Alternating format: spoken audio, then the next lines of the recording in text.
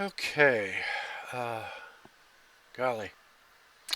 And this is another attempt to fly uh, from Traverse City, Michigan, back down to Gary, Indiana. Now, yesterday I flew this route a couple of times, and what I was hoping to do was, well, I guess Monday of this week, I flew from Gary, Indiana to Traverse City. I flew along the eastern shore of Lake Michigan. I used the VOR navaids, and I flew up to Traverse City. It had an exciting flight, and I enjoyed it very much.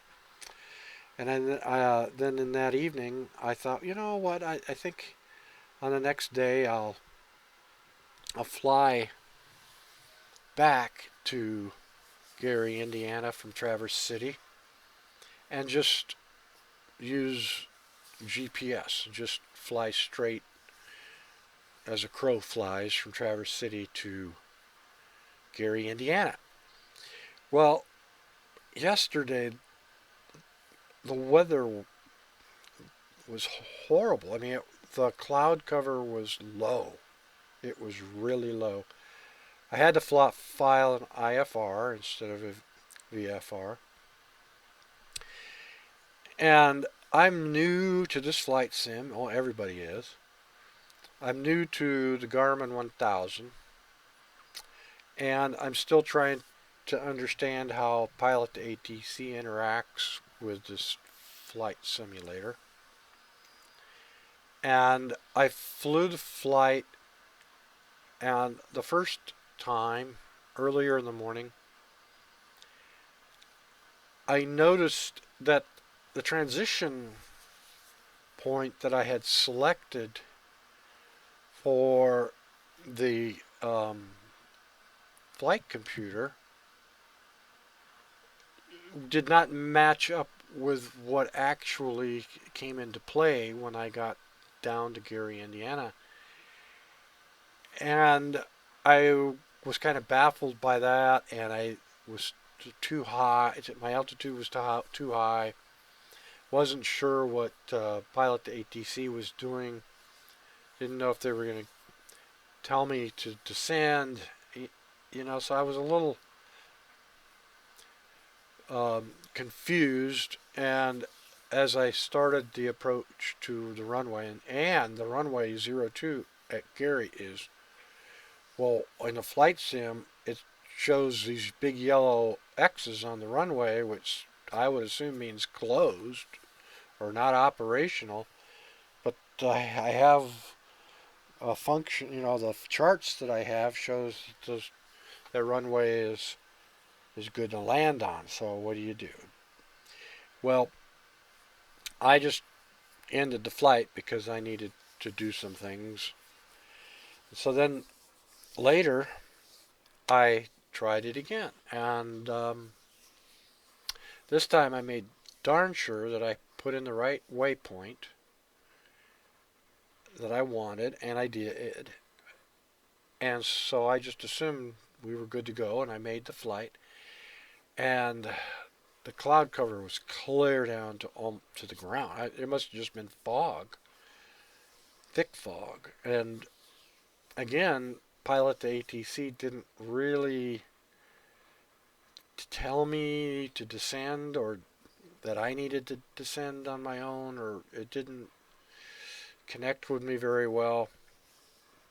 And so I anticipated that a little bit, but when I got close to Gary, Indiana, I noticed that the G1000 did not include the waypoint that I wanted.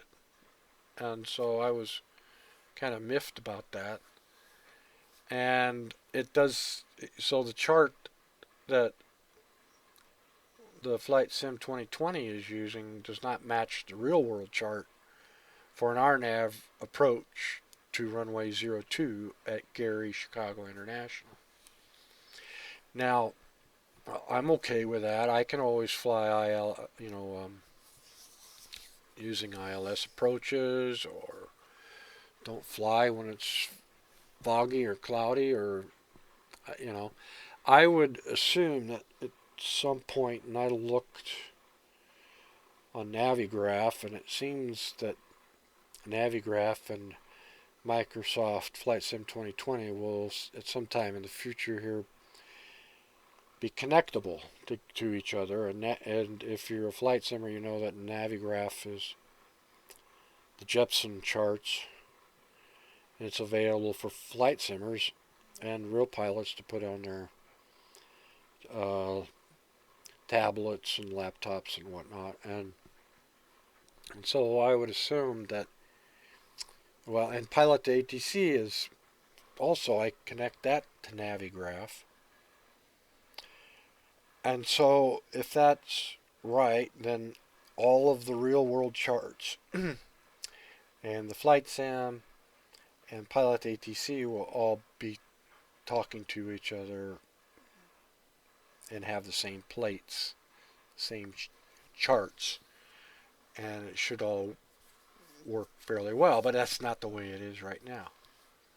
So I've decided to make this flight again, but I'm going to add the waypoint that I want into the course and see if that helps. And also on Pilot2ATC, I've asked for vectors.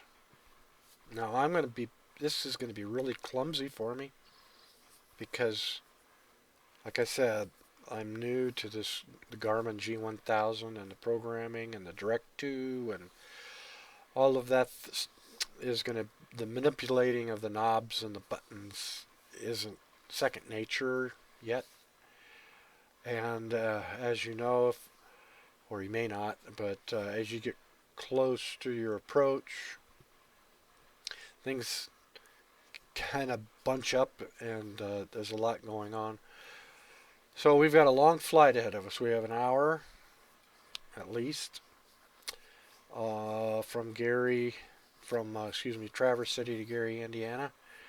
And so I'm going to go ahead and get started. Sorry to be so long-winded, but that's my story and I'm sticking to it. So first thing I need to do is ask for engine start because I don't like my battery to wear down.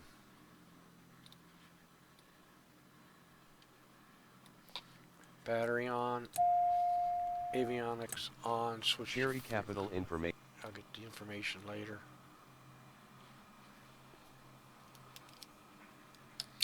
Baron 1 Mike Whiskey, ready for engine start. Baron 1 Mike Whiskey, engine start approved. Engine start approved, Baron 1 Mike Whiskey. Okay, I'm going to make sure my volume is up.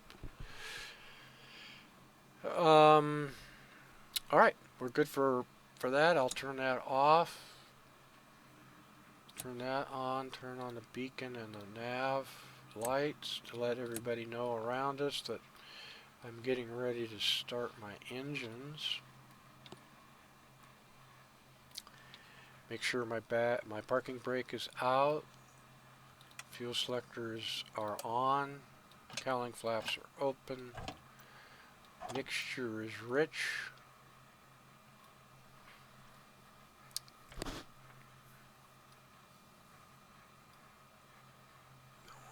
If I turn on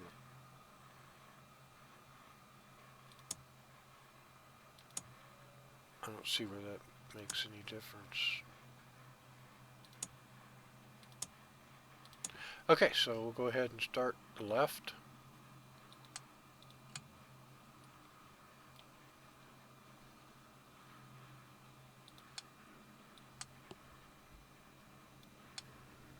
Oil pressure's good. We'll start the right.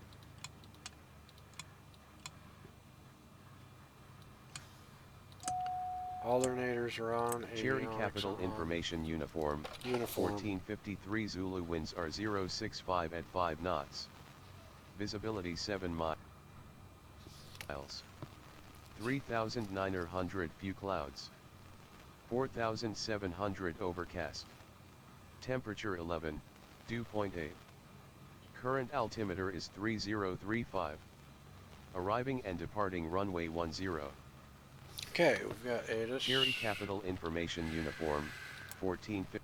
Okay, I'm going to turn on my Garmin. See where I believe we're in parking spot 42. And,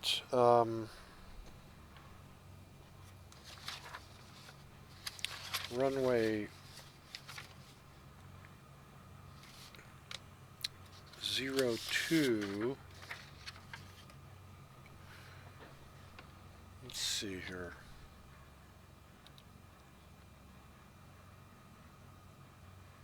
I brought up my Navigraph charts. Navigraph. Okay, so KTVC.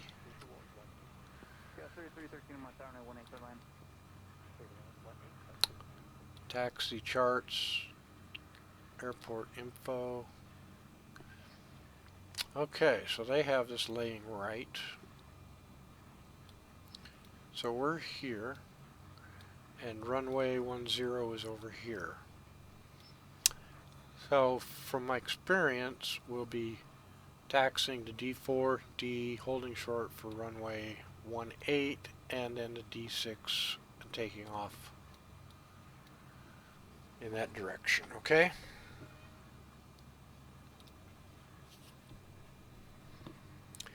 But we need to get this set up first. Turn off this inset. Have brig 1 on. I don't know what that's short for. Bearing 1 maybe. I do not use the wind indicator because it doesn't function.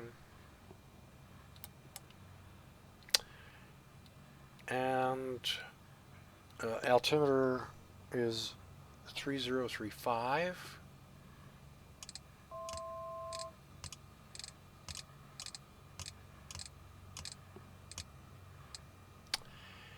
And we need to put this on GPS, CDI, okay, and I need to enter in the flight plan into the GPS unit.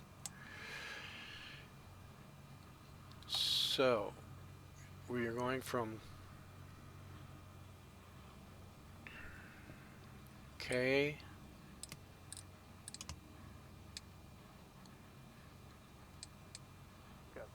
see how clumsy I am with it still.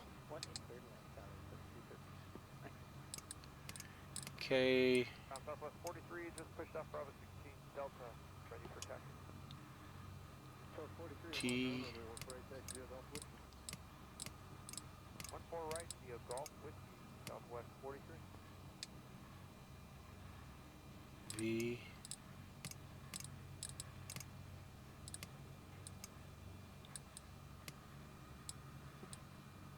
C. Cherry Capital, we're good. Enter that. We'll enter in the other waypoint. Now I've forgotten what that waypoint is. Let me see if I can find it.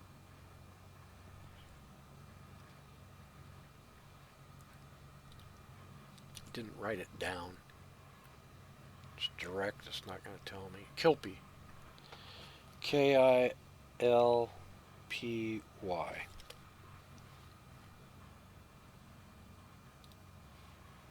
So, okay.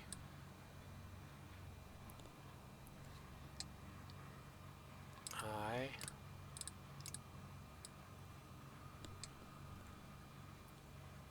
L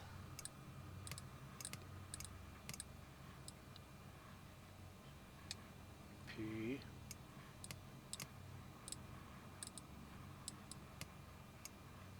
Y. Okay, KILPY. Enter that in. Okay. Then we'll add another one. Which will be K G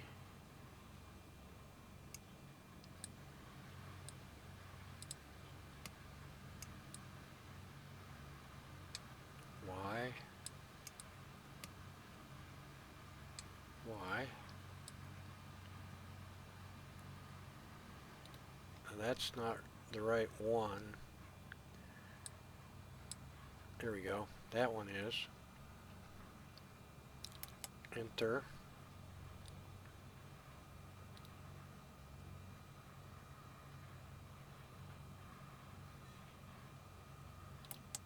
Go 3313, turn right at Delta contact ground. Right, Delta over the ground. And again, I'm going to try to do the RNAV2 approach. I'm a little concerned, but I'm going to try. And we'll see what the transition. Now, the transition, if you look at the chart, you see you need to have radar. See, there's KILPY, okay? But it doesn't give vectors. You don't have a choice of using vectors. In other words, having air traffic control vector you to KILPY. Do we want to load it? Yes, I would think we want to load it. Again, I'm not. Okay, so I don't know if this will work, but I'm curious to find out. So now I need to get clearance. Bear on the 1 Mike Whiskey with information uniform, ready to copy IFR. Baron 1 Mike Whiskey is cleared to Kilo Golf Yankee Yankee as filed. Expect departure runway 10. Climb and maintain 5,000 feet. Expect higher clearances 2 minutes after departure. Squawk 6115.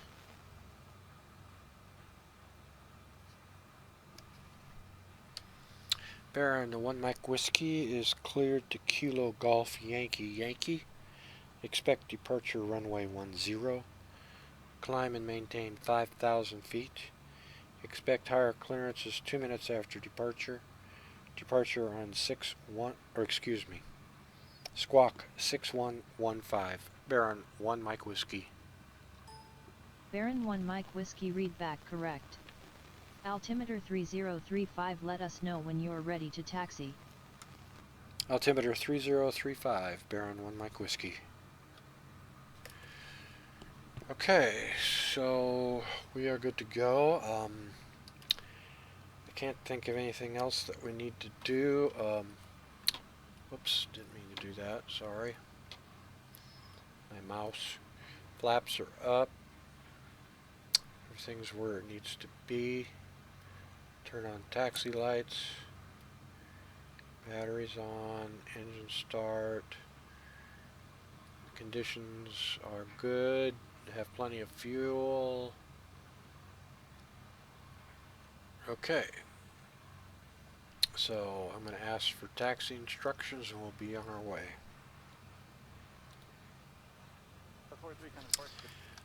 Baron 1 Mike Whiskey, ready to taxi. Baron 1 Mike Whiskey, taxi to runway 10 via taxiways Delta 4, Delta, Delta 6, hold short runway 18, and runway 10.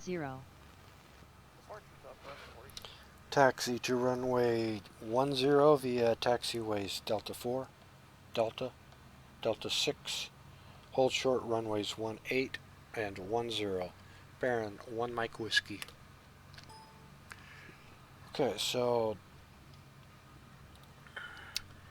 this is where we are. We're to taxi to D through D4 to D, up this way to D, hold short for 18, D, D6, hold short for 10.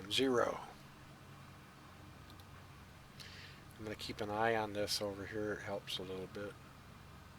So we need, this is D4, so we need to turn to the left. I'll swing around this young man.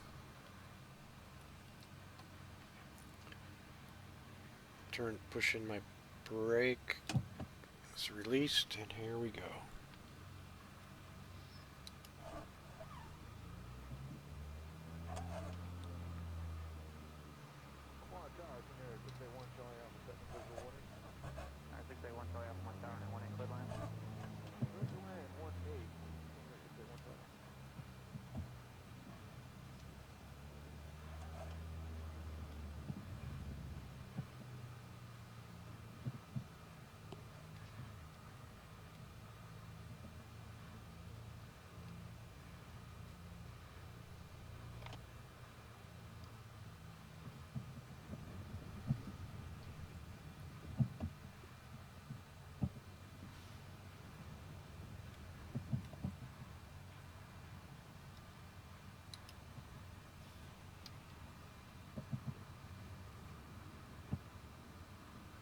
Okay, went from D4 to D.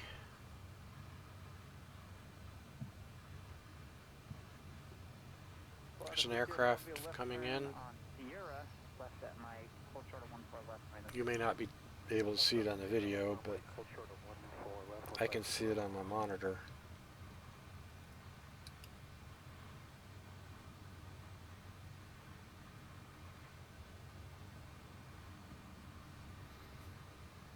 Turn on my flight director, my toga, and heading bug.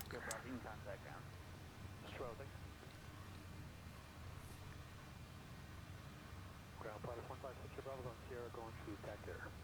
156 Bravo, my FS ground south 14 left at Mike, TAC Air. Cross 14 left at Mike, going to ramp 60 Bravo. Yes, you're at 2 o'clock, 2 miles, 7 up to unknown, just dropped off now, no longer observed. What's the way up? Baron 1 Mike Whiskey cleared to cross runway 18. Cleared to cross a runway 18, Baron 1 Mike Whiskey.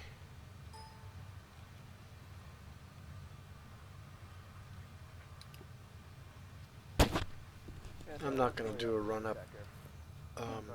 You can plan for a left turn at Sierra. What's the way up?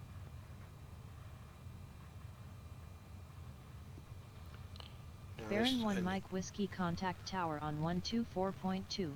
Have a great flight. Tower on 124.2, Baron 1 Mike Whiskey.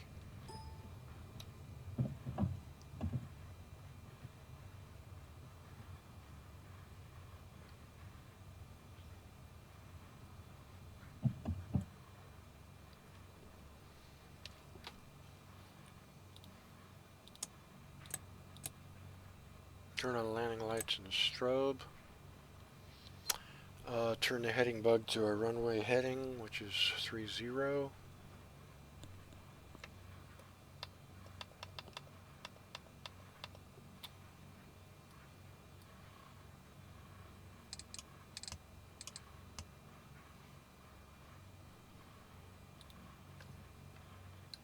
Wait for that aircraft to arrive.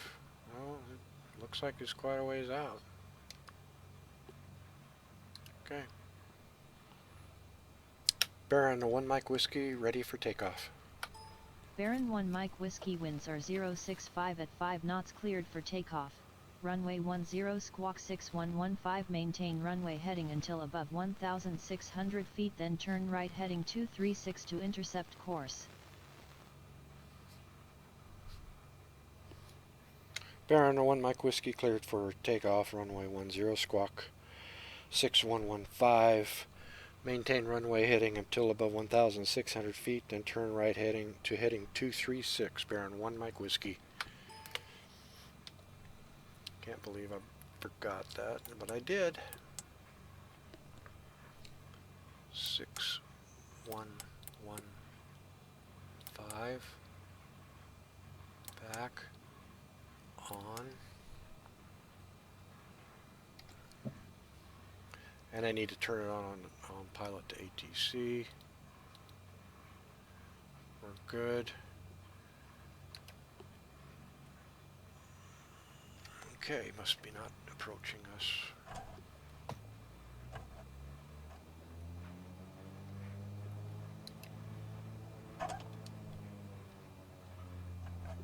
Do a rolling start.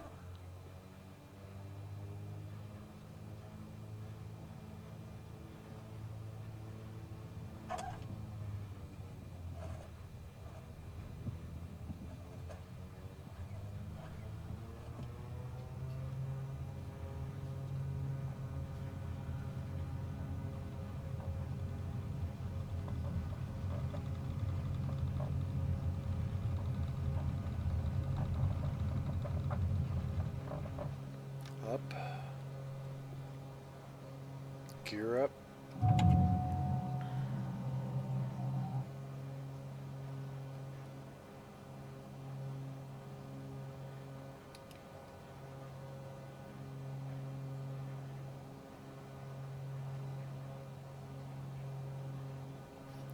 Back on the props a little bit, so they're not running so fast.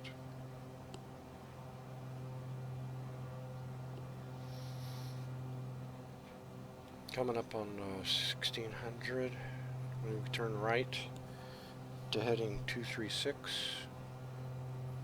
1600, right to 236.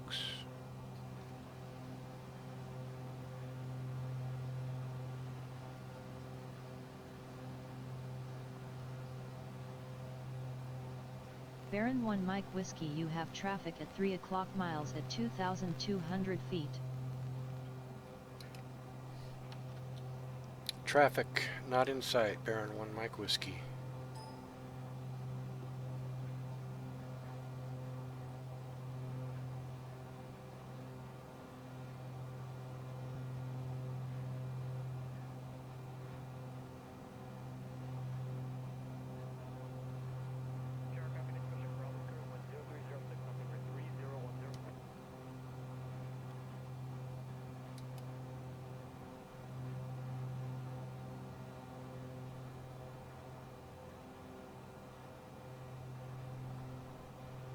We're cleared to 5,000.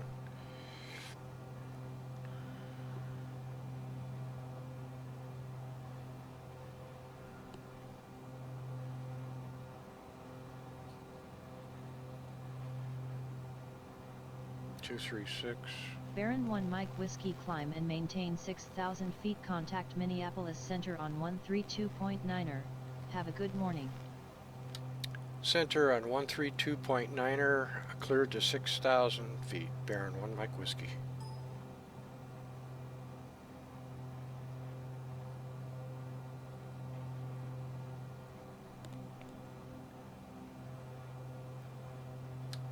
Baron 1 Mike Whiskey climbing through 4,600 feet. Baron 1 Mike Whiskey, good morning. Radar contact. Turn on the autopilot. Climb and maintain 6,000 feet. Climb and maintain 6,000 feet. Baron 1 Mike Whiskey.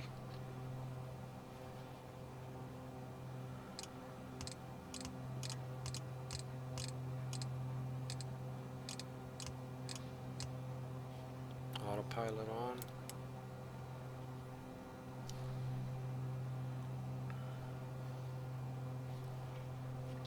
Landing lights off.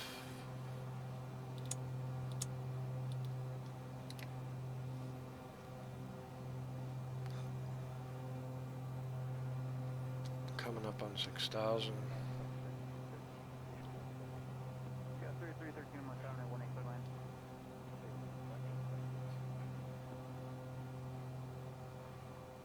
6,000. We're starting to come in line with our GPS course.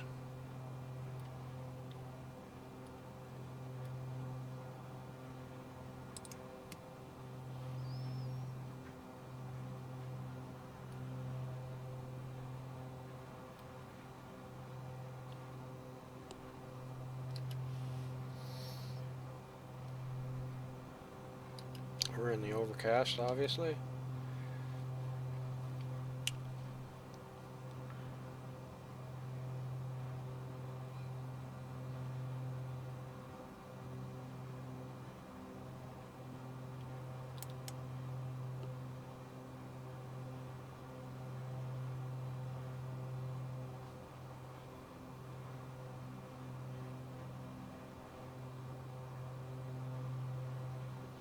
Not much to do right now. I'm just waiting for this line to get closer.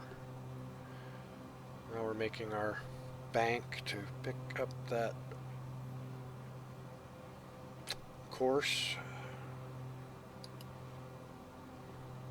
Looks like we may be coming in and out of the clouds.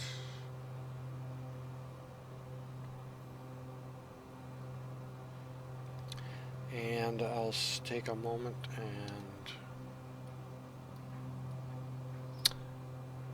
get the throttles, the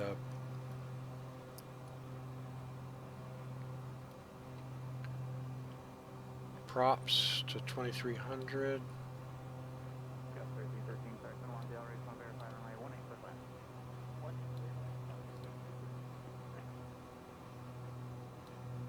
Southwest 43, just pushed off Bravo 16, Delta, ready for check. South 43 on my ground, I'm going to right check here, left 14 right, via Golf, Whiskey, Southwest 43.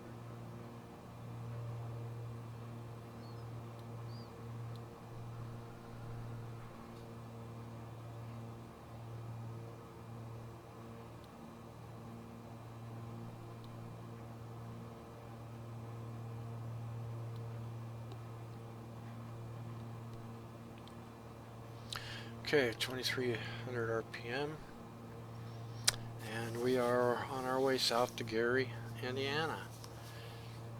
Test run to try to see if I can become more proficient with the G1000 and Pilot2ATC and the new Flight Sim 2020. It's quite a combo.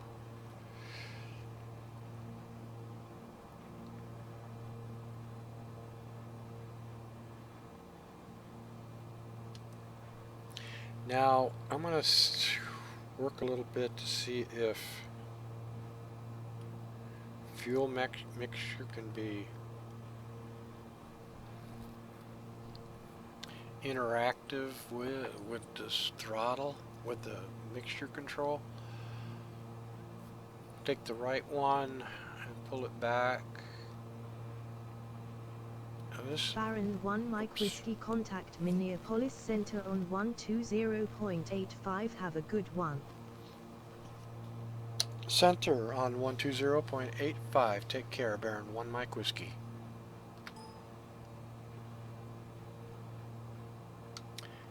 Baron 1 Mike Whiskey at 6,000 feet. Baron 1 Mike Whiskey, good afternoon.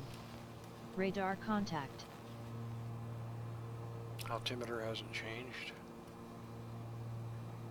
So I'm going to pull this one back a little bit, see if there's any cause and effect. Pull it back 65% and let it sit there.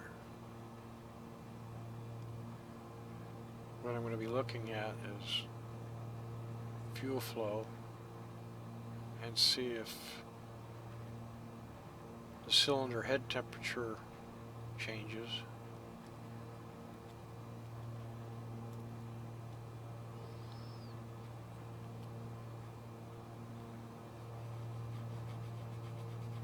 I don't think it does, but I'll leave it there for a little bit. I've tried it before and it didn't work. I was just seeing maybe they've updated it and it's working.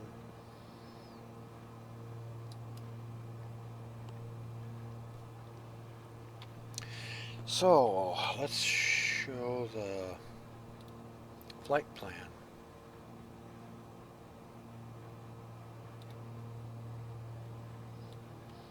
So I use Sky Vector.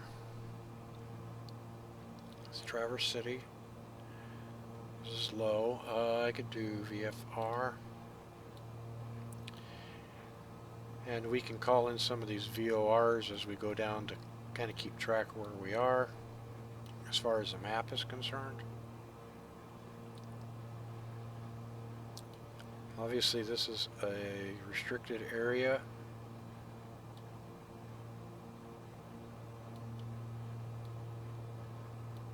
So don't want to fly through that.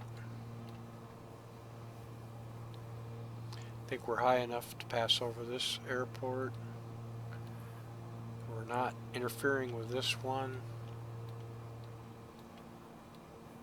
but we will be entering. Didn't realize that.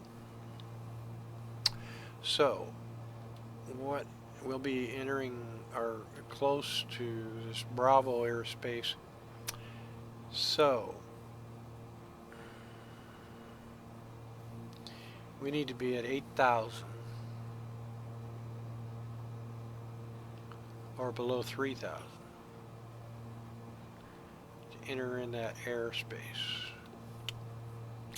Now I can try something. I can try to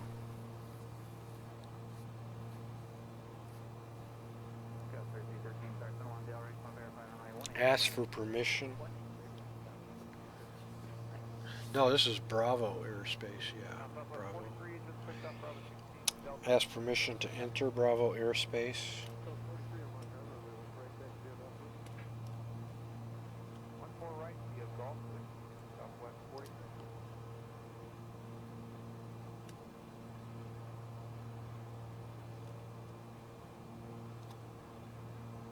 Oh, this is an example. We got to be above 10,000 or below 4. You know, I never noticed that before. That's probably why they have an arrival for Gary.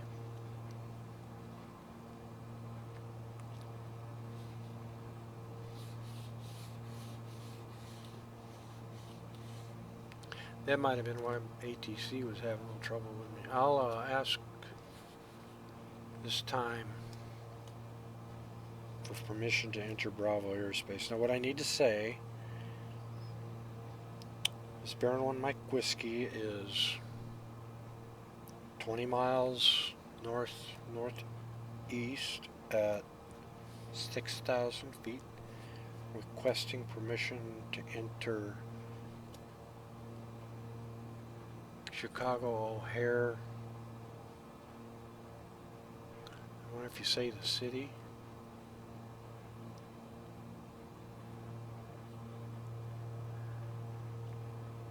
Chicago, Class B. To enter Chicago Bravo Airspace. Okay.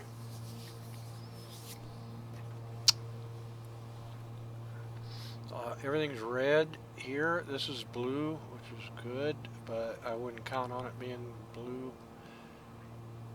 Okay, everything is red, purple.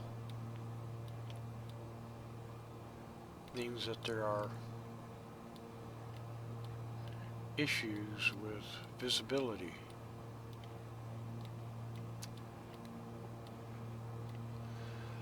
Okay, so if I do Manistee, it's 11.4.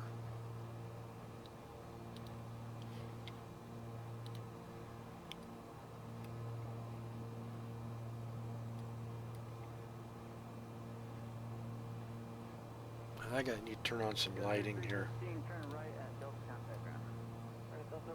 Panel floods.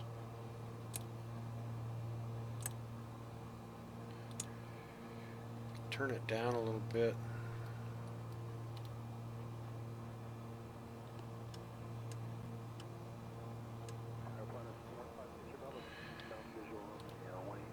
Okay. 111.4, is that right? Or was it 114.1? 111.4.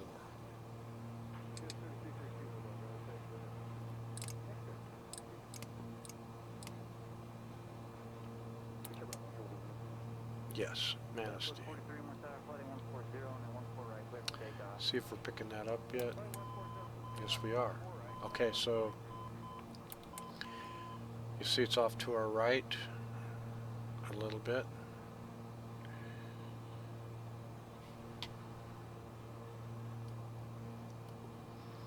Turn on our radar.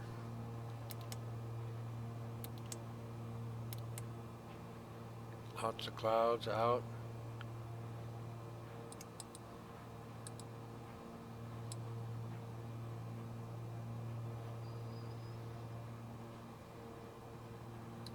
Okay.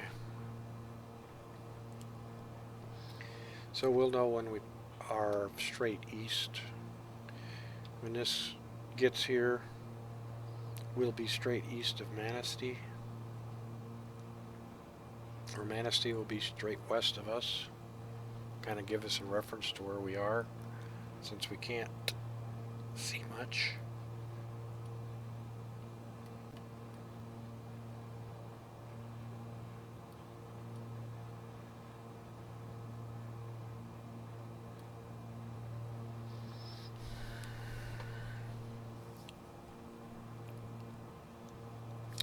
So the flight plan again is to go from Traverse City to KILPY, and then back, do a 180-degree turn back to Gary and try to approach. See, it says approach is RNAV 2. Now before, when I've entered this in, it has said user. So definitely doing this has made a difference in how this appears.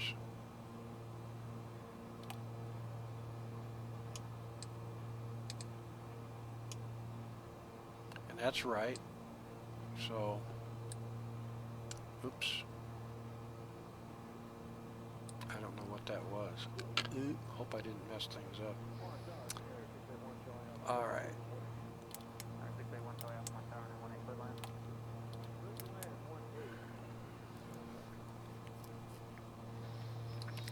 So, I'll show you our flight plan approach to run RNAV runway 02 at Gary. Again, we don't need this anymore. We do need this.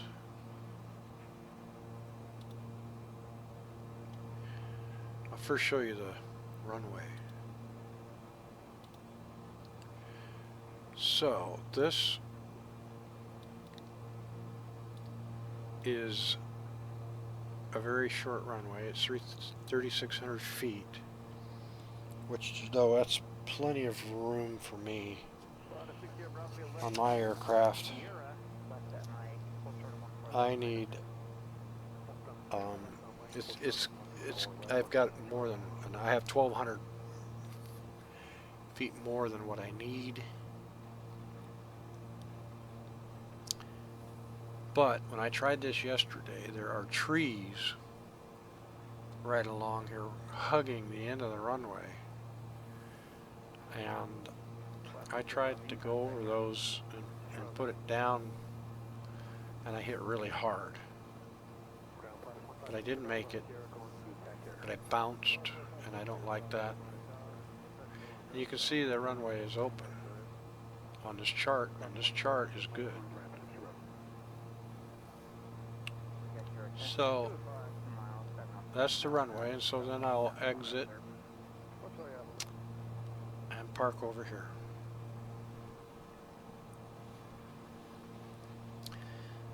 So now how do we go back? Okay, so now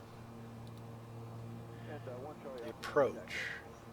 We're doing the RNAV or GPS approach to runway 02. So that's this. So yesterday, twice, the GPS on this aircraft took me clear over here, and then down and around to come in on KILPY from this direction. Well, that's really not what the chart says to do. So I was a little miffed, but I understand. I'm not, it's okay. I either need to do ILS approaches or visual, and not do RNAV until they get this all straightened out, which I'm sure they will. So what I did was I came down and I took over manual control, and I swung way out and tried to come in like this and like that. But silly me, I looked at this real quick and I thought we needed to be at 2,800, but in reality I needed to be at 2,300 coming into KILPY. So I was not able to capture the glide slope, so I had to hand fly it down, and it was horrible. But I did it. I'm sure I broke a whole lot of rules, but I made it and I landed. So this time what I did was I entered in this waypoint, into the flight plan. And then I put in Gary, Indiana, RNAV runway 02. So I doubt seriously that the GPS will have us go into a hold and then a circle like this and then go in. And another factor in this is that I asked Pilot2ATC to vector me to KILPY. So at some point ATC is going to take over and say, okay, Baron 1 Mike Whiskey, turn to heading blah blah blah blah, and it will guide me to KILPY. You see right here it says radar required, and so, oh, you know what, I need to ask for permission to enter in Class B airspace because I filed an IFR. I was thinking of visual flight rule.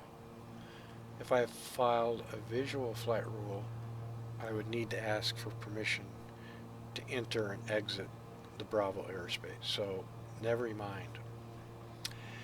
So, but it means that I need to have a transponder on and a code given.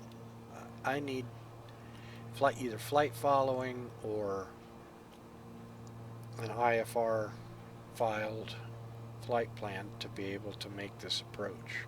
That's what I learned, that radar is required. When I first started doing this, I was thinking, oh, I need radar on the airplane, but that's not what it means. So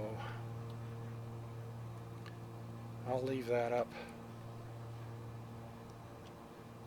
So I need to be at 2,800 feet coming to KILPY, and then 2,300 before KILPY. That way I can come in underneath the RNAV glide slope and hopefully capture it. I don't know if it's called capture, but yesterday it didn't work for me twice. So, and I'm not going to blame the software over Pilot2ATC because I'm really learning how to use the Garmin 1000.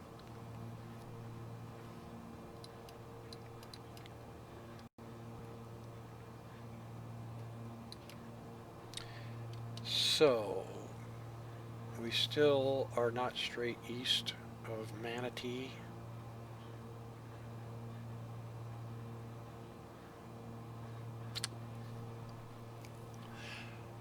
Now, the true airspeed is 192 knots.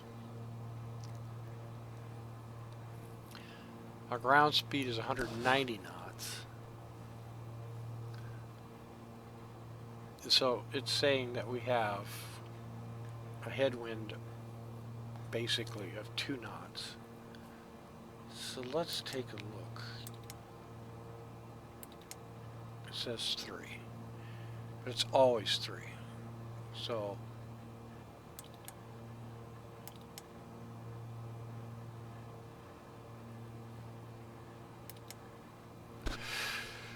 let's see what I have. A device, and I checked this yesterday and it wasn't anywhere close.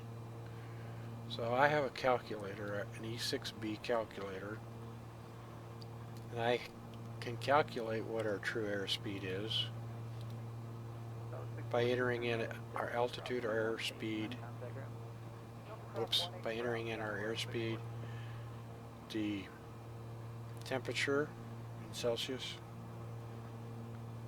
and our altitude. So we'll go right down the list. Our knots is 180. That would be this, the indicated airspeed. See that?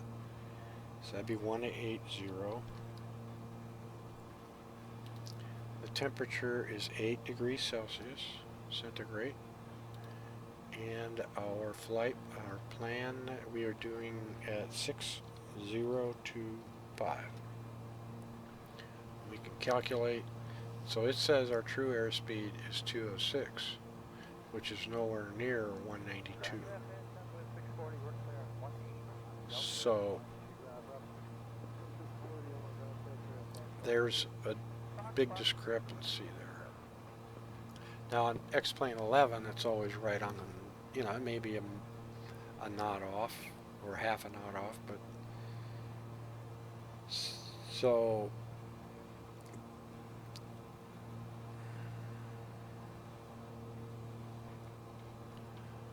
I don't know if that's something to complain about. I mean, I'm sure all that stuff will be figured out. That the software's only out for just a few weeks. I'm amazed at how little trouble there is. And I'm really glad that I'm able to couple Pilot2ATC to it.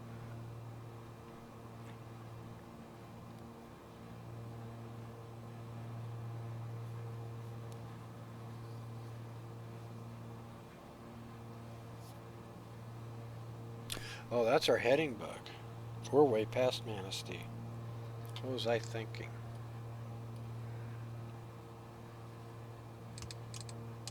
That's our heading bug.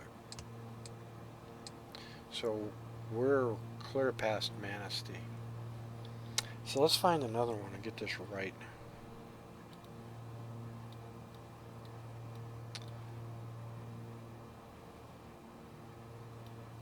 There's one over here, White Cloud.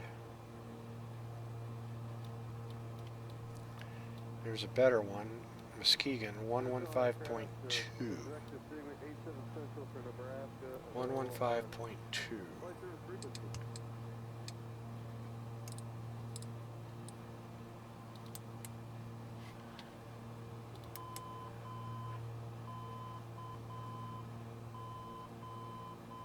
We're good.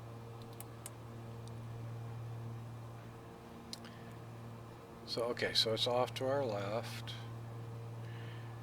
I need to follow this bluish, light blue arrow. Baron 1 Mike Whiskey, contact Chicago Center on 128.5. Enjoy your afternoon. Chicago Center on 128.5. Take care, Baron 1 Mike Whiskey.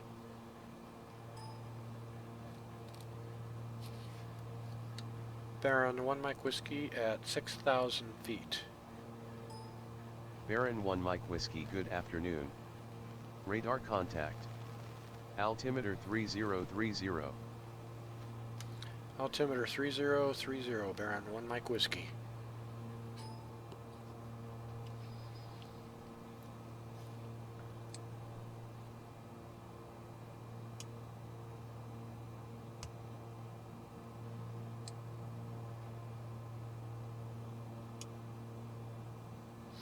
You notice that the autopilot, well, is it going up? Is it going to correct? The autopilot on this does not, or the altitude hold doesn't work very well. It's trying to come up a little bit.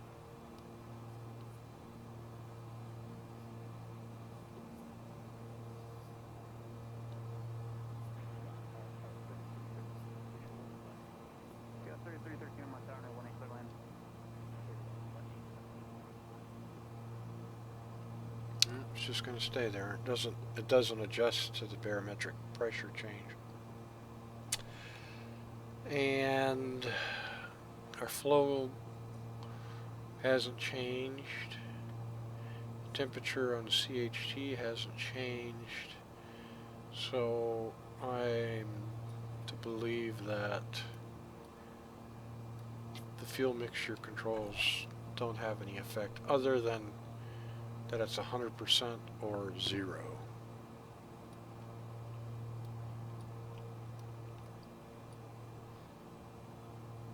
No big thing.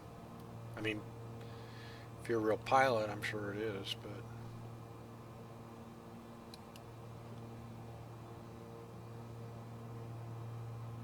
I'm sure they'll get all this stuff worked out.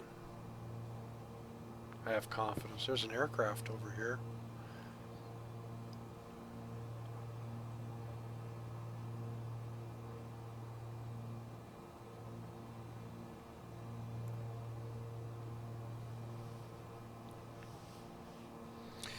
Looks like we're just passing over the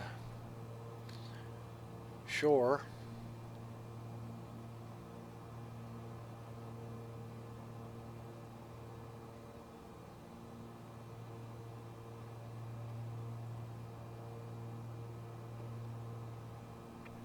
So if you noticed,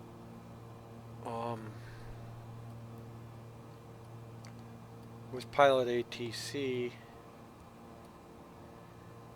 when I say the frequency in response to the change in frequencies,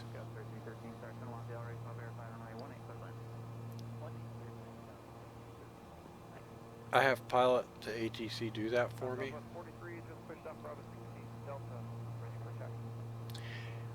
I like that feature because I know that in X-Plane 11, Baron 1 Mike Whiskey, you have traffic at 3 o'clock 3 miles at 7,100 feet. Baron 1 Mike Whiskey, traffic in sight.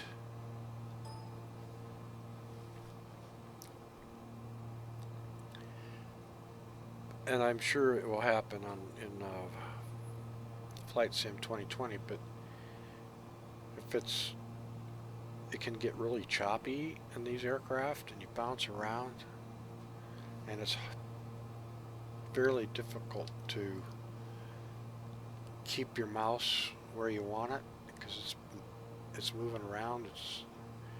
And so when you're trying to change frequencies, it's almost impossible, especially with these knobs. Because what happens is that if you come off of it and you try to move it with the mouse wheel, then it goes in or out. You see that? So then when I come back in, you go like this and it changes the frequency. So it can be really cumbersome to try to change the frequencies by hand. And even if it's smooth like this, when it gets busy on an approach or an arrival or an approach, and monitoring airspeed and all that, it can be a blessing to have, let's say, pretend a co-pilot that's changing those frequencies. Doesn't always change the frequencies. So I have to check to make sure it's the right frequency. And this is the active frequency and this is the standby. Down here you can switch by pushing this button, and now you're on the standby, and that's the active for COM 2. Turn on COM 2. In fact, let's try something. Let's see if we can pick up ATIS when we get close to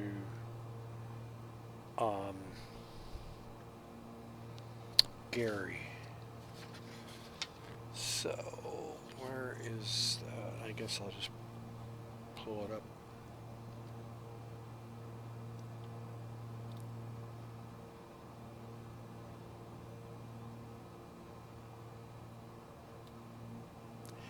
ATIS is 134.57.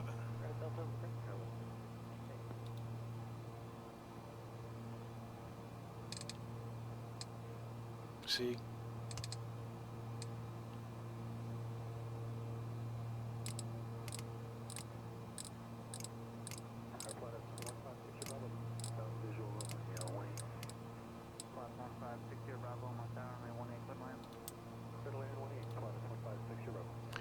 So we'll see if we can pick up two frequencies at the same time. Now on the X-Plane 11 with Pilot2ATC, you could only have one radio at a time.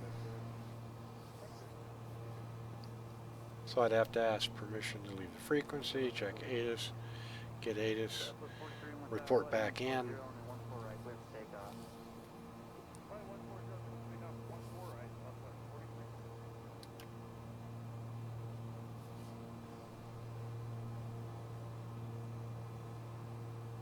We have a long ways to go.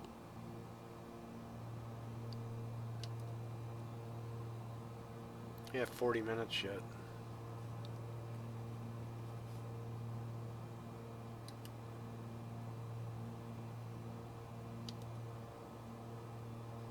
$112 miles to KILPY.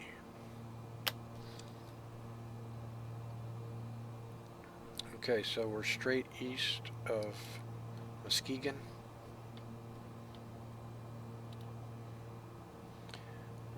Or Muskegon is straight east of us. So we're out here. If you go straight east,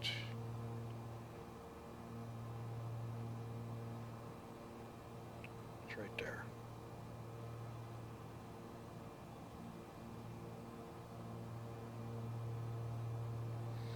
Now see, 8,000 and 2,500. So that's a controlled area. So if you do visual flight rules, you need to ask permission to enter that airspace or go around it. But since I'm on the IFR, they're tracking me. Now, I don't know about flight following. I don't know if flight following means that you can go in and out without checking in. I mean, they've got the transponder is working. I don't know. It's something a pilot needs to know, though.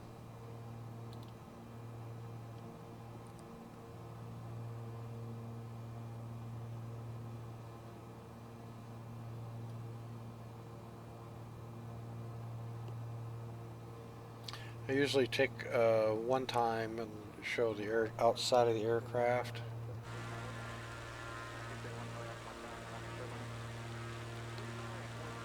So this is the Baron.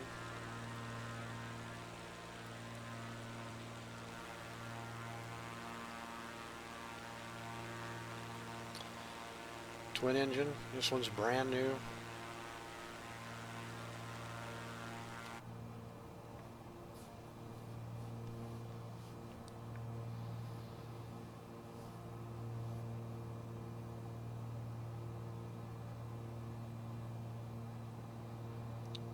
It's already 11:30 in the morning. Here it's 12:30 at the Eastern Time.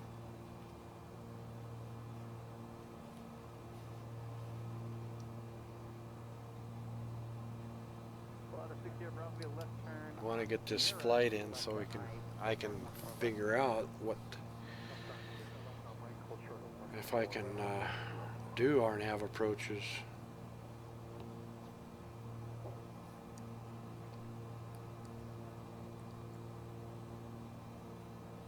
$2,800, $2,300, $2,800, $2,300. Need to be at 2,800 before KILPY.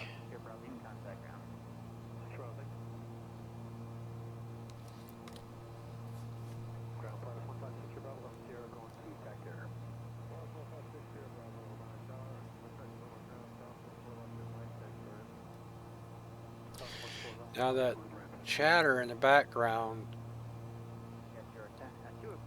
is from Pilot2ATC. They don't provide it, but they provide a way of having it.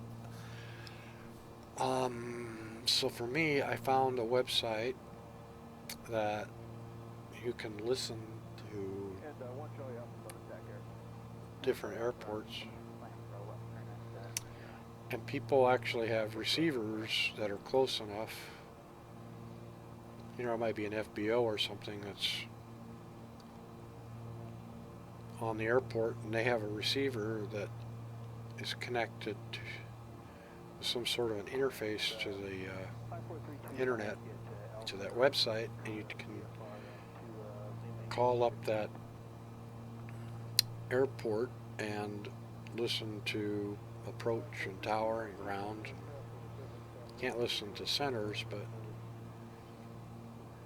and it records that, or it plays that in a wave format, I believe.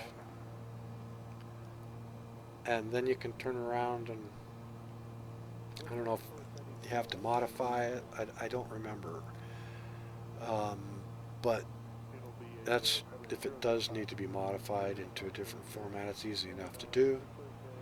So then you just place that file into a folder in Pilot2ATC and point to it, using Pilot2ATC, and it just plays it. I can show that to you. We're not doing anything. So here's Pilot2ATC. This is where we are according to Pilot2ATC.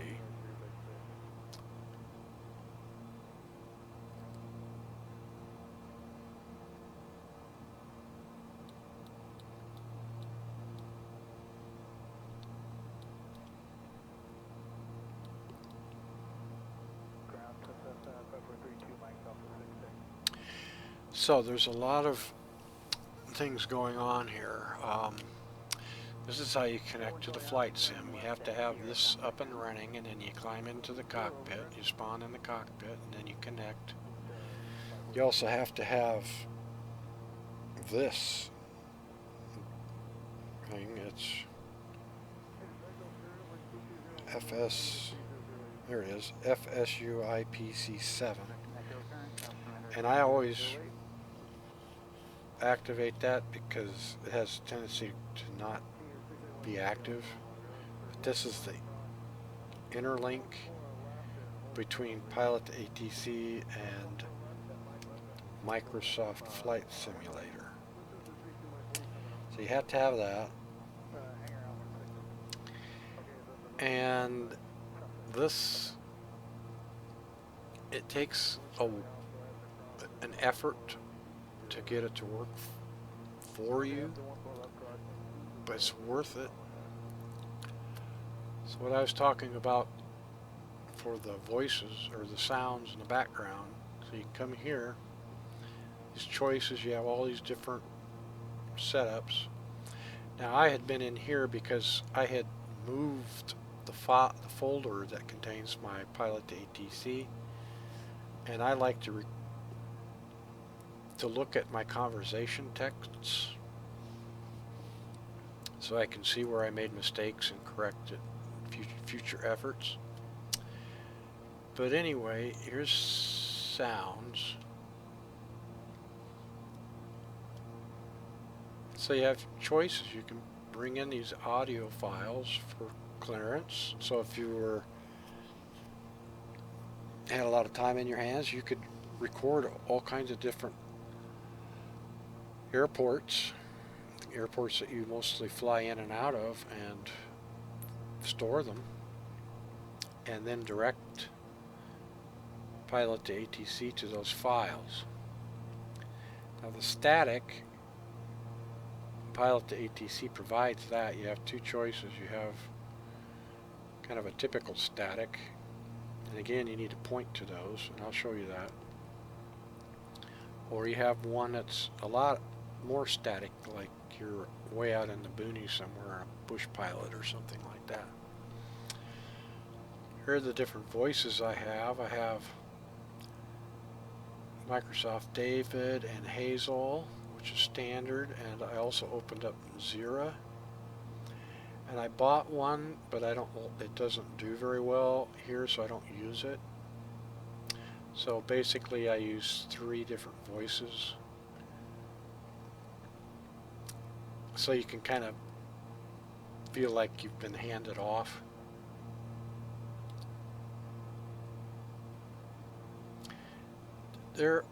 I like it to play a tone when it hears me. In other words, I can say something and I don't know whether or not Pilot2ATC actually heard me. If it doesn't hear me, it won't respond, but you may, if it's supposed to respond, I mean, I guess that would be one way of knowing, but there's sometimes you say something back to it and it doesn't need to respond. So I like to have it play a tone, so then I know that it's entered into the conversation text, which I like to check at the end of the flight. Then you can do your timeouts. There's all kinds of stuff. You can do your air traffic and flight plans. If you want to bring up, save, and you can tell ATC how you want it to provide information, weather. I mean, it is a full-blown software package that works in all kinds of flight simulators. I cannot say enough about it, but if it's not for you, no big deal. I see you can hide your license info down here because I'm recording, right? And so if that wasn't hidden, you could see my license number and everything, and that wouldn't be good. I also, you can have it play a tone when there's a radio swap. I used that when I was learning, but I've turned it off because I trust it. I look at the frequency on the dashboard to make sure that it was working. And there's a lot more information over here. This is, you can see what it says. This is the white is Pilot2ATC. Okay, so it said Baron 1 Mike Whiskey, good afternoon. Radar contact, altimeter 3030, right? So then it puts up here in a squiggly line, this is what it suggests that I say. And you can see here in the green, this is what I actually said. And that's what it heard, anyway. And this is what it heard me say. So again, it says Baron 1 Mike Whiskey, you have traffic at 3 o'clock, 3 miles at 3,100 feet. Now the 3 miles did not come through, and I don't know, I haven't been hearing that very well. It might be, I don't know, maybe I just didn't miss it. But you can see that I said Baron 1 Mike Whiskey traffic in sight. So it didn't put a yellow choice down here because I have a choice to make, either in sight or not in sight. So if I get confused, don't know what I need to say, I can always refer to this. It's a good learning tool.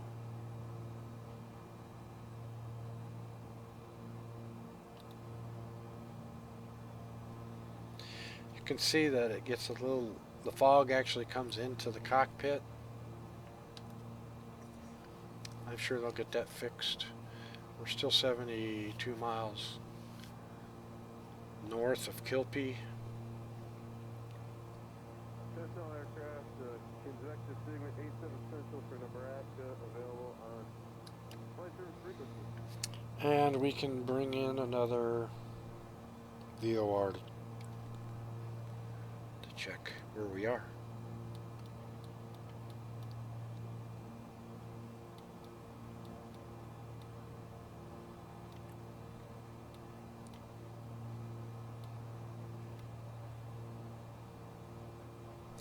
We could do Chicago Heights at 114.2.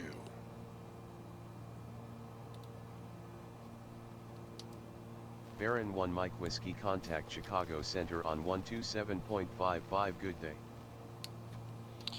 Center on 127.55, Baron 1 Mike Whiskey. See, it waits until I actually say it. And if I say the wrong thing, sometimes it enters in the right one, sometimes it won't enter anything. So, Baron 1 Mike Whiskey at 6,000 feet. Baron 1 Mike Whiskey, good afternoon. Radar contact. Altimeter 3025. Altimeter 3025, Baron 1 Mike Whiskey.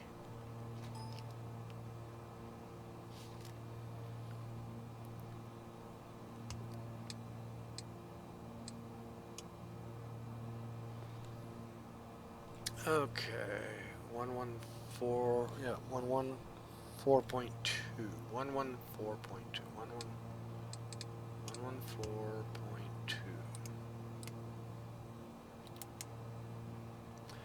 Chicago Heights. Now it doesn't appear that we have no data there, we're too far away from it, so I'm going to turn on nav 1, and when we get close enough it'll start to pick that up. So you can see how this grays out. It's for some reason it's not quite right, and when we go through thick clouds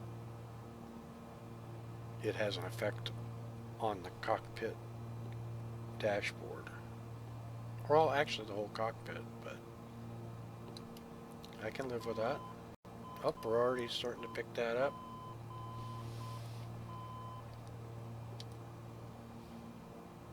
Turn off nav 1 speaker. We are 60 miles away from Chicago Heights.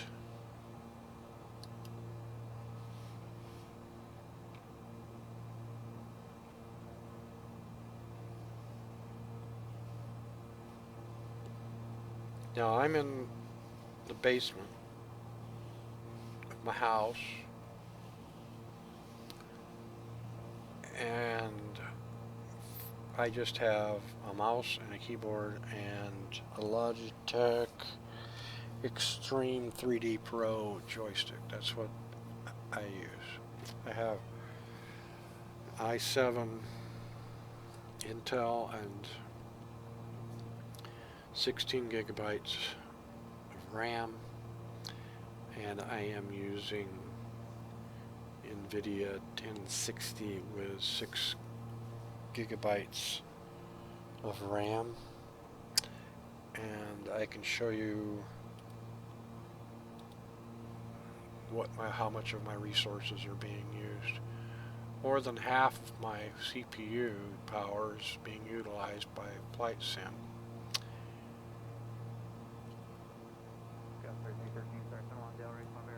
84% of my 16 gigabytes of RAM memory are being utilized.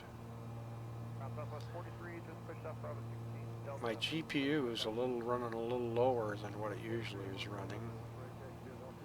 It's usually running around 97%. I don't know if I made a change in a setting or something or what's going on, but that'll kind of give you an idea of the resources required. Now pretty soon I'm going to be handed off to Approach, and hopefully they will guide me to KILPY.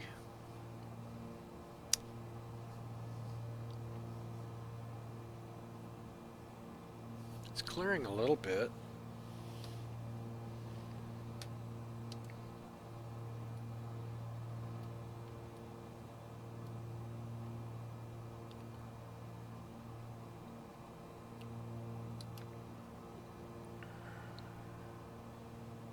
Apologize for there not being very much to see.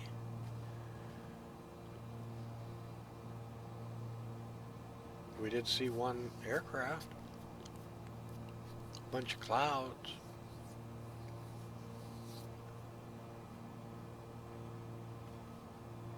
Saw the outside of the aircraft.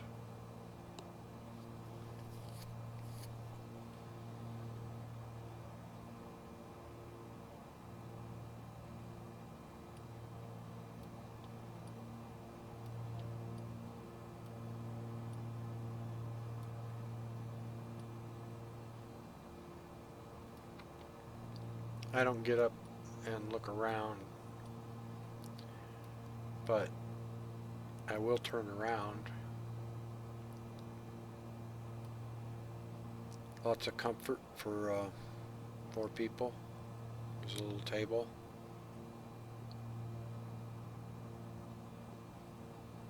Area for some luggage or whatnot back there. Oh, and this light up here works. I wonder if these work. Yep. Turn on the flood. Flood's back here. I didn't know that. But I did know that this one you can turn on. You can turn that one on. I don't think anything else.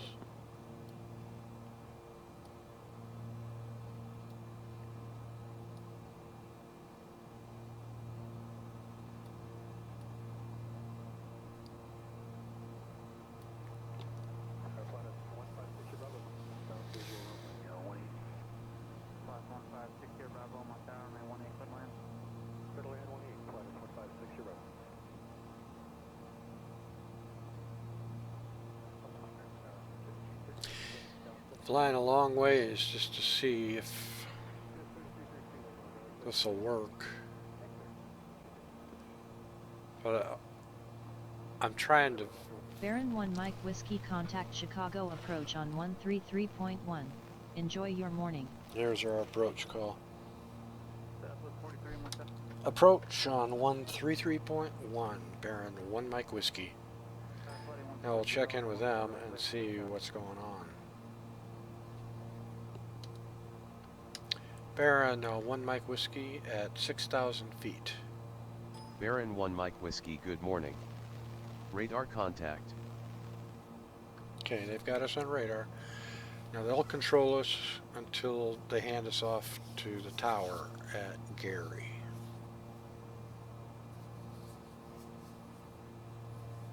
Hopefully. But you can see this is drifted farther down. It doesn't correct with a change in barometric pressure. It doesn't change by itself. I could try to coax it up a little bit.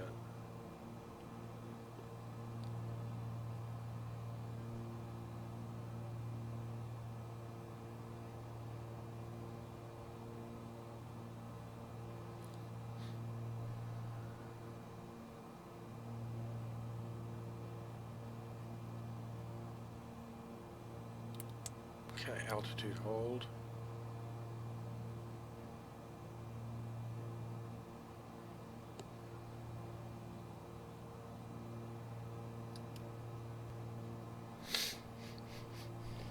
Looks like cloud cover might be breaking up at about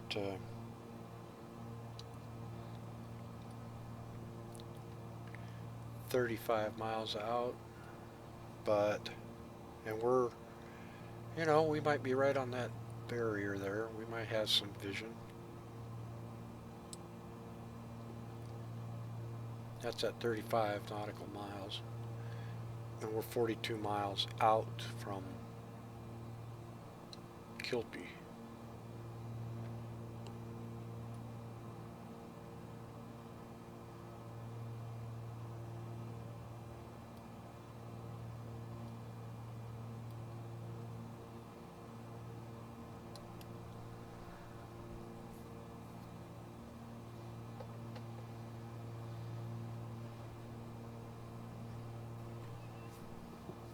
Kind of hope this works, but if it doesn't, I'll just use ILS approaches from now on until they get that figured out. I'm okay with that.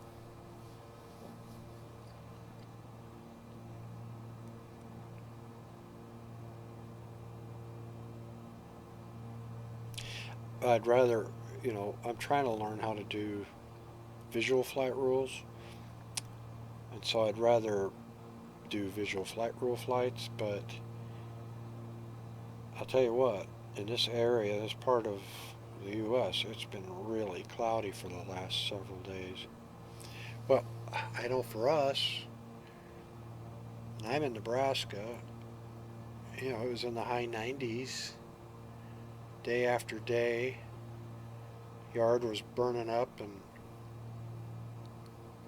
even though I have sprinklers, and this front came through, and I gotta have a heavy coat on. It's in the 50s, and it's cold. You know, your blood is thinned. So when that first cold blast of fall comes in, it really feels cold. So I would expect, well, it's drizzly here, so I guess in a big part of the country it's drizzly, and a lot of, you know, in California there's a lot of fires and whatnot. Feel sorry for the people.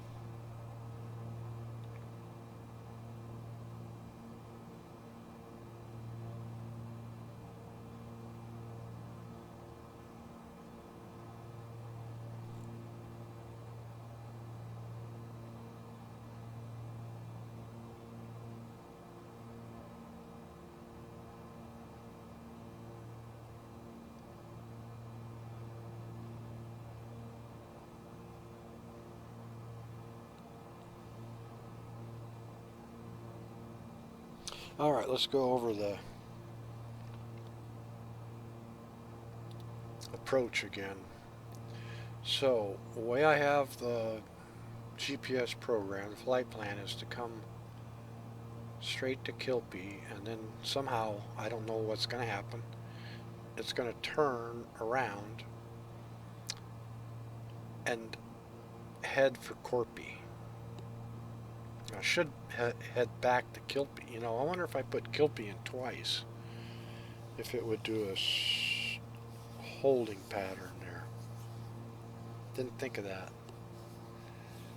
I might try that if this doesn't work. But anyway, I need to be at 2,800 feet, descend to 2,300 before I get to KILPY, and I'm expecting vectors. In other words, I'm expecting ATC to guide me to KILPY. In other words, they're going to say, Baron 1 Mike Whiskey, turn to heading blah blah blah, and I acknowledge it, and then I turn to that heading, and then they will guide me to KILPY, and then it's up to me to figure out the rest of it. So I need to somehow have GPS active again, take it off the heading bug, put it back on nav. Suppose once I get out beyond KILPY and turn around and start on my way to KILPY, I can turn the GPS navigation back on and then approach and hope that it captures the glide slope and I get down across Dish and onto runway 02. That's the plan. I've got the pieces, but I don't know if all the pieces will fit together.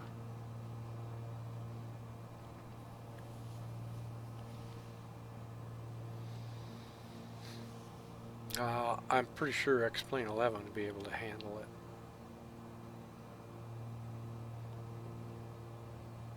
I suppose if I want to do an RNAV approaches, and I'm not particularly.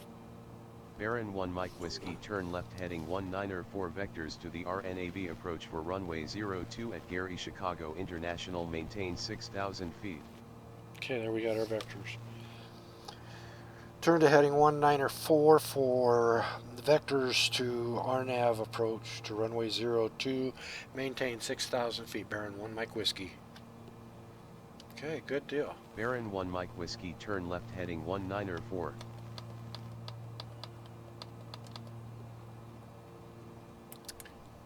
Turn left heading 194, Baron 1 Mike Whiskey. Good deal.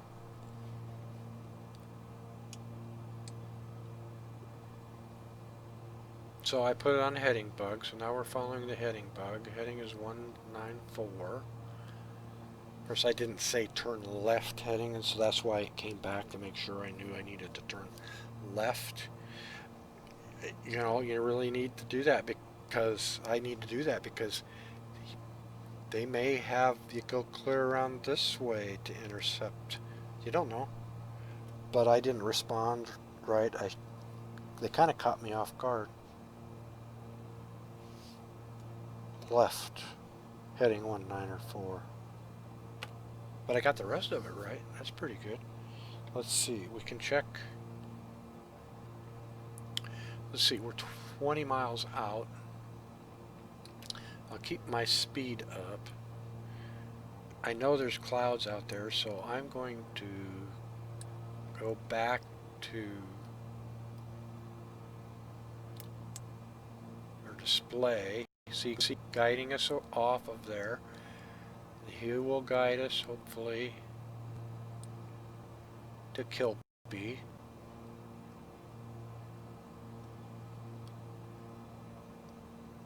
We'll see what happens. Now, this is interesting.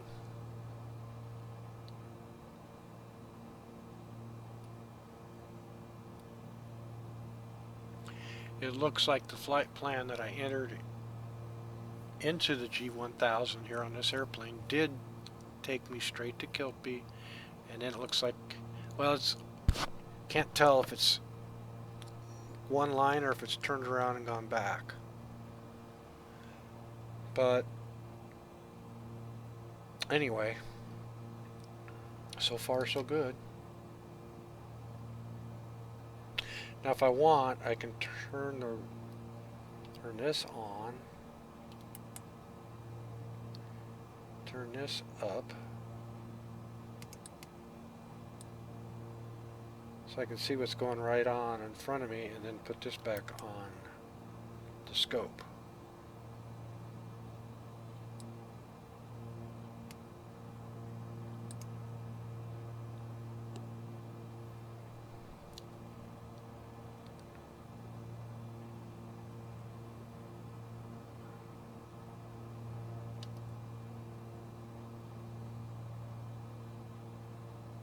Okay.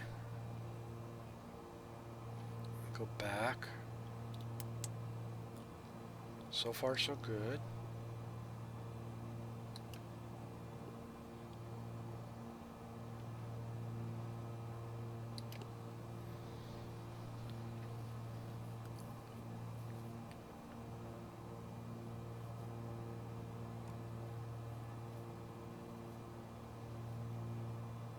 Now it's just, can I do this?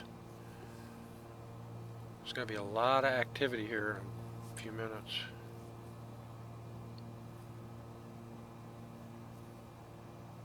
You can see the ground a little bit. That's encouraging. Boy, yesterday you couldn't see it. So you, right, you know. Whew, man, right at minimums.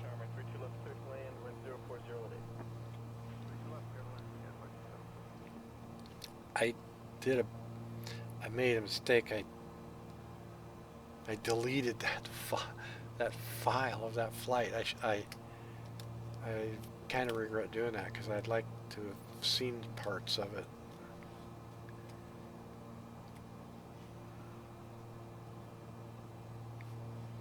But you know, storage is always an issue.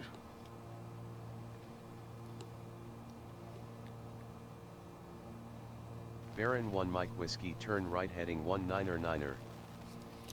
Right heading 199er, Baron 1 Mike Whiskey.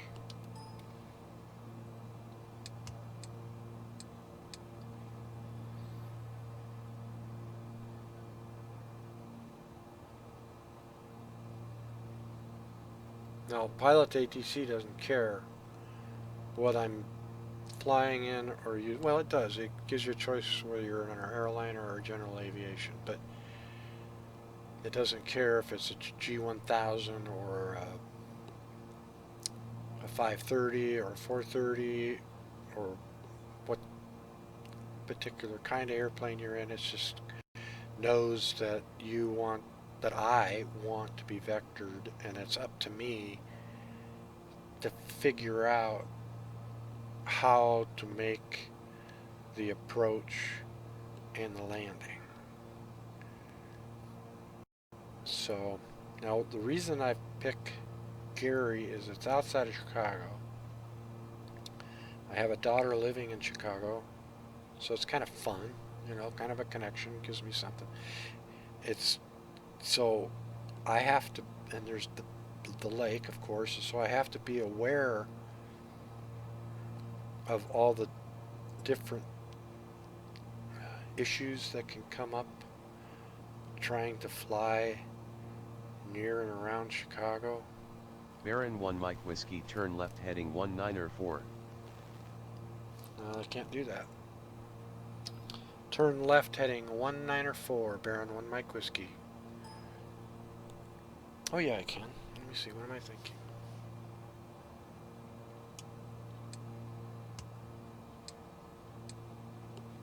See, I get disoriented. That's probably going to give me a big right-hand turn here in a minute.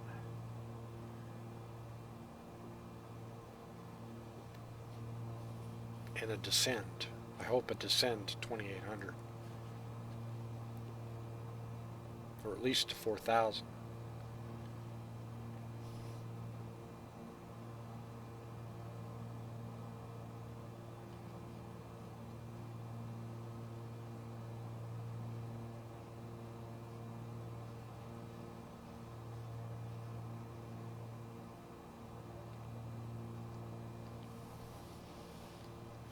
Now, when I first started using, well, explain. Baron 1 Mike Whiskey descend and maintain 4,000 feet altimeter 3024 at Gary Chicago International. Descend and maintain 4,000 feet altimeter 3024, Baron 1 Mike Whiskey. Altitude off, down. Back on throttle. 324. Up a little bit.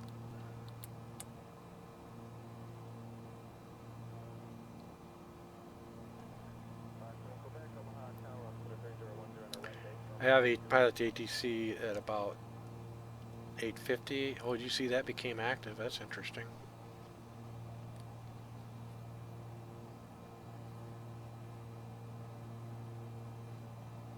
And this too, I suppose.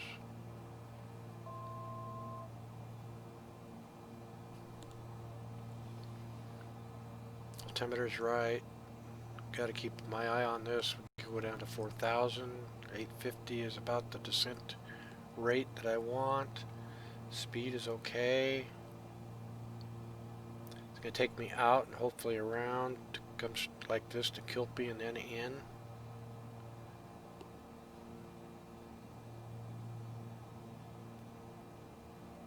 $5,000. Got to keep focused.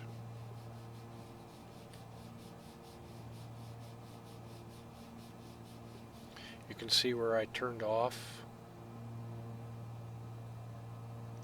navigation and went to heading bug, I guess.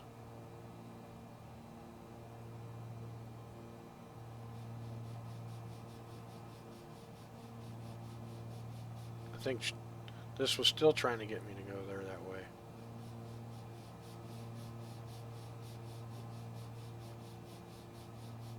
Richard 4676, left at Bravo, ran this frequency, taxi via Alpha Foxtrot, have a good one.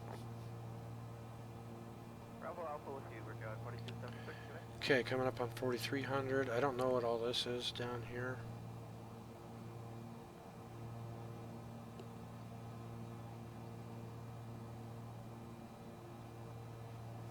$4,200.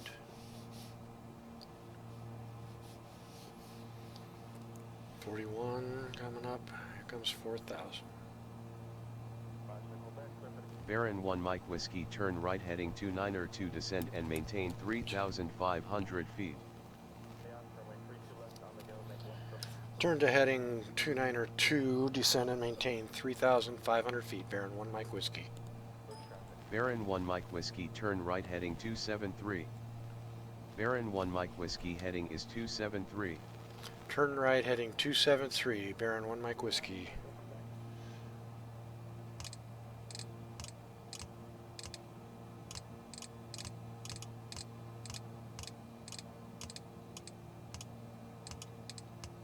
Baron 1 Mike Whiskey turn right heading 2902. See, I was late, so... And I got to descend, too.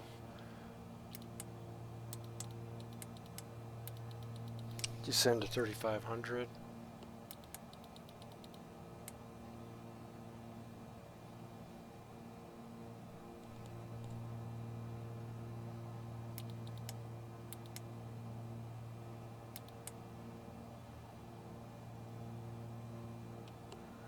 No sense looking out the cockpit.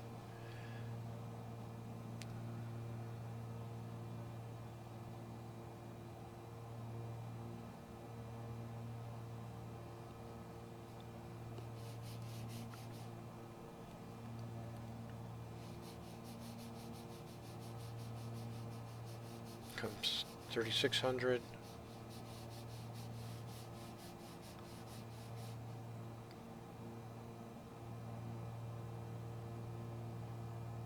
$3,500. Baron 1 Mike Whiskey at 3,500 feet. Baron 1 Mike Whiskey radar contact. So I'm going to turn on, see what... Baron 1 Mike Whiskey cleared for RNAV to runway 02 fly heading 352 to intercept final descent and maintain 2,800 feet. Descend and maintain 2,800 feet. Turn right to heading 352, cleared for the RNAV approach through runway 02, Baron 1 Mike Whiskey. Baron 1 Mike Whiskey maintain 2,800 feet.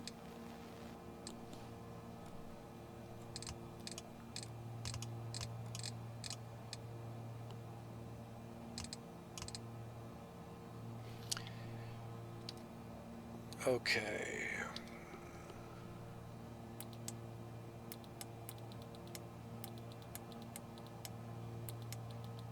I need to slow down. Hope we can capture this sucker.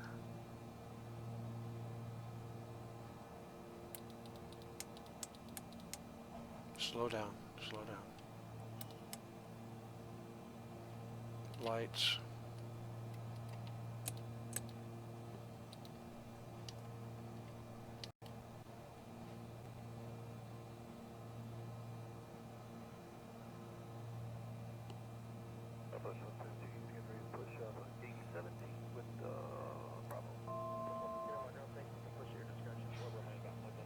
We're going to plan 3-6, sir.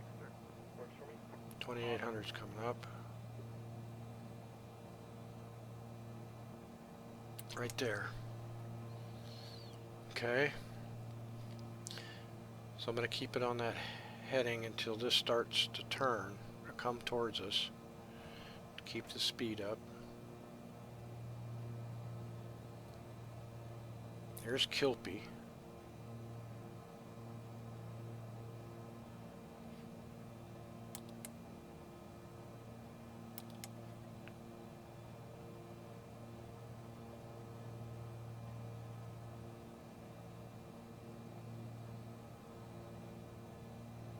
See, it's not gonna.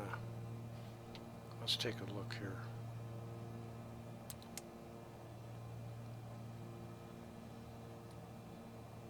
See, I don't know if it's gonna.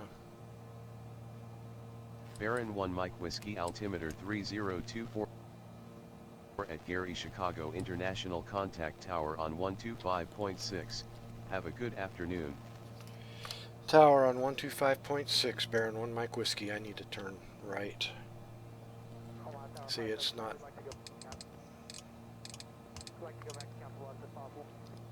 It didn't do it right.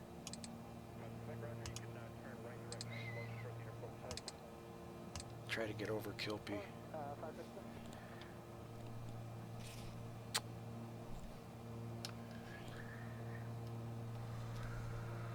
Tower on 125.6, Baron 1 Mike Whiskey.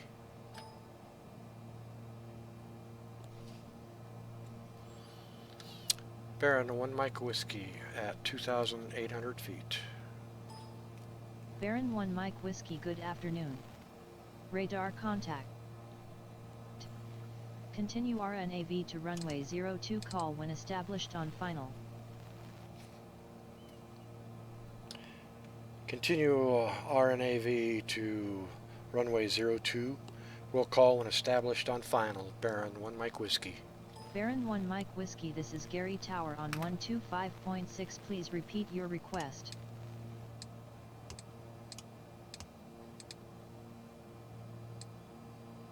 Here we go.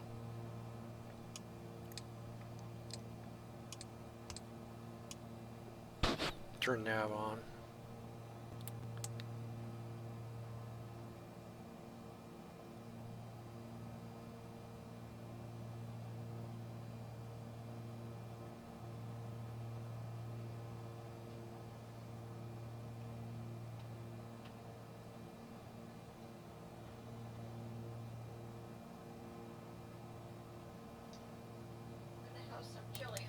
Oh, that sounds good.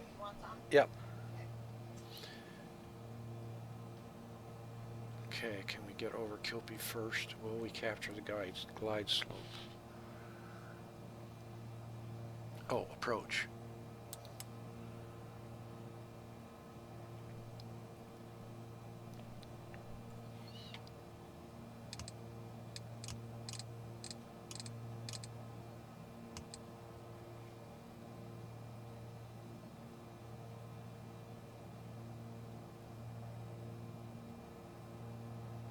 need to descend to 2300.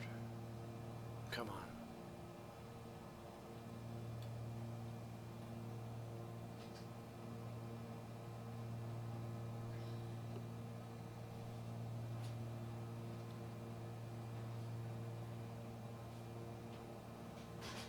Come on. Now I've had it. Okay. I've had it capture glide slope before.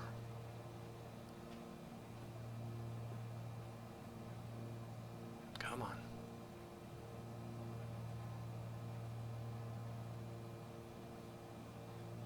I'm only 5 miles away. Come on, baby. 2300. I don't trust it. Should be going down.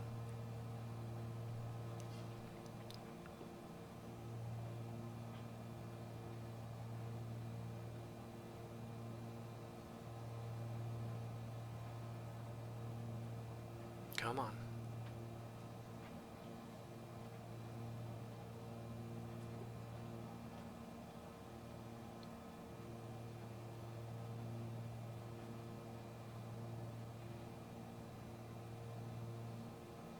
What have I done wrong? I don't...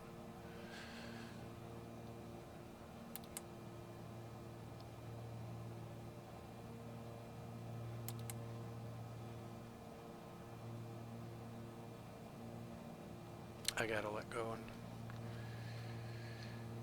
altitude down.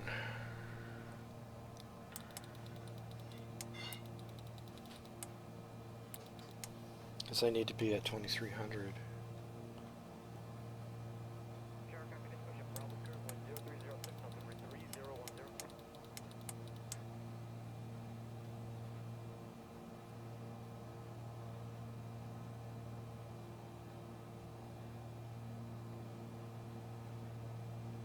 There's 2300. Okay, I got the runway. Or I've got... Yeah, okay, we're good.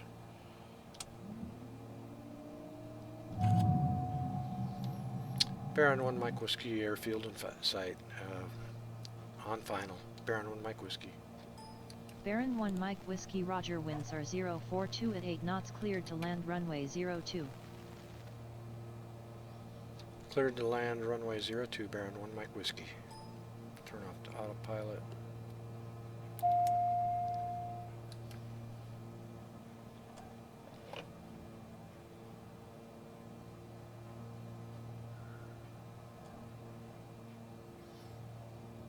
I still don't know why I didn't get glide slope.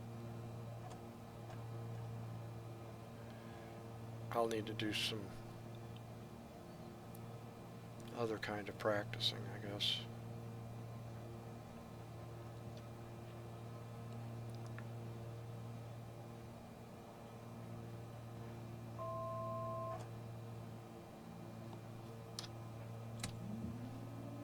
Flaps 2. Gears down. Flaps 2 is down. This is a tough little runway to stick.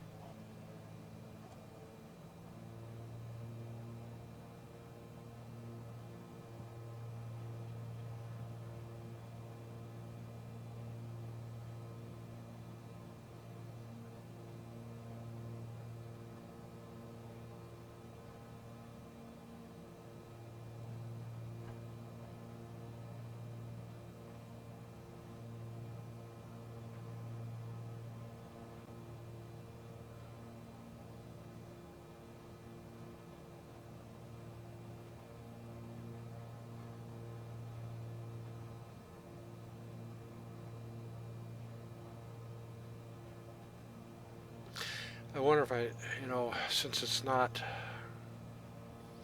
working right, if I have to get down to 2300 on my own, and then once I cross to that one waypoint, then maybe it might capture the glide slope. I don't know.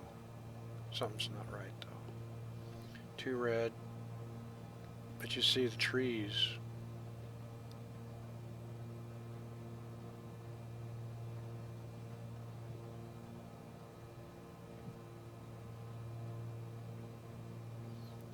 keep telling myself I have plenty of runway. Get over these trees.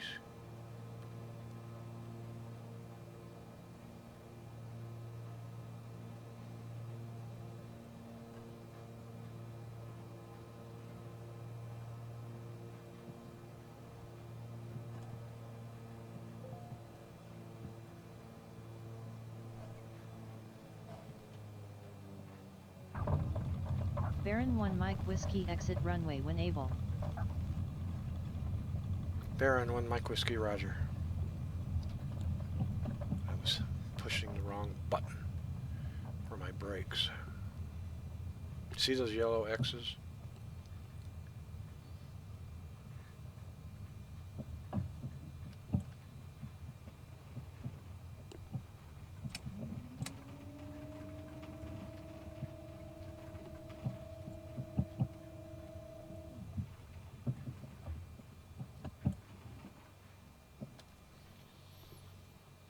Baron 1 Mike Whiskey, clear of active.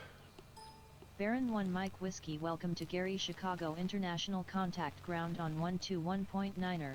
Enjoy your afternoon. Ground on 121.9er, Baron 1 Mike Whiskey. Ground on 121.9er, Baron 1 Mike Whiskey. Let me turn off my radar.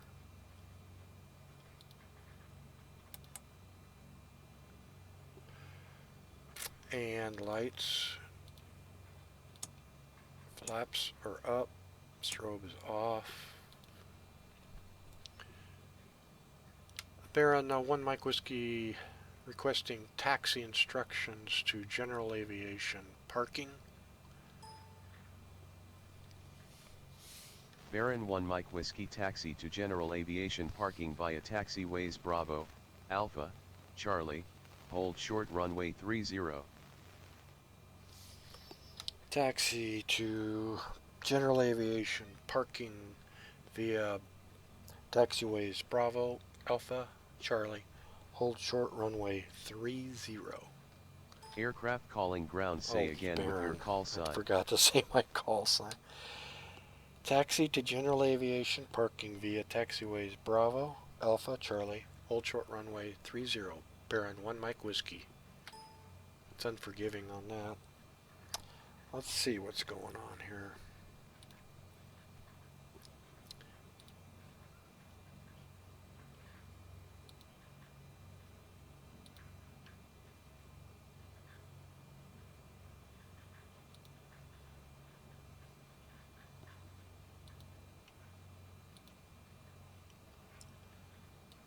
Okay, this is where we are, it's B3. And it said Bravo, this is Bravo, Alpha, this is Alpha, and Charlie. So, and this is Charlie. It said hold short runway 30, but I guess that's not necessary. All right. Now I see there's parking over here, so I'm going to make my way over there.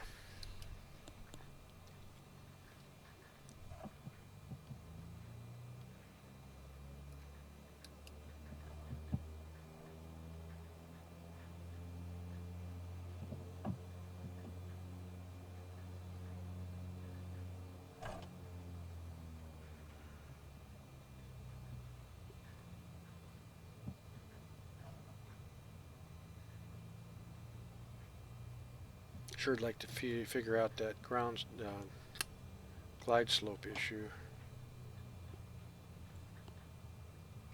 There's an emergency vehicle. Maybe I smoked my brakes.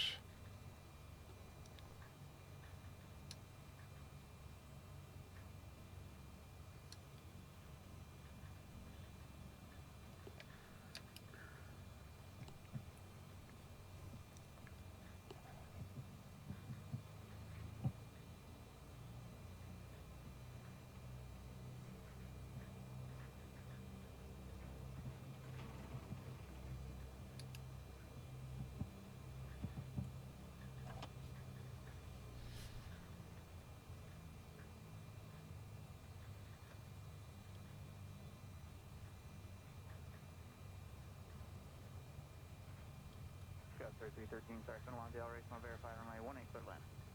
18 clear land, Tower 6313. Thanks. That fella is in front of that aircraft. He just disappeared. Delta, ready for taxi. Charles 43 on my ground runway 14 right, taxi via Golf Whiskey. 14 right via Golf Whiskey, Southwest 43.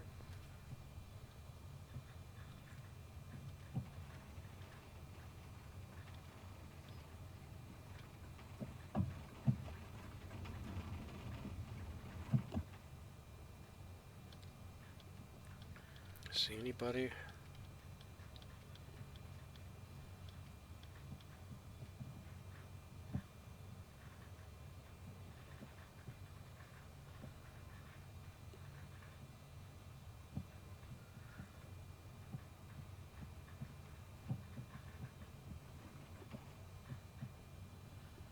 So I wonder if that's for me.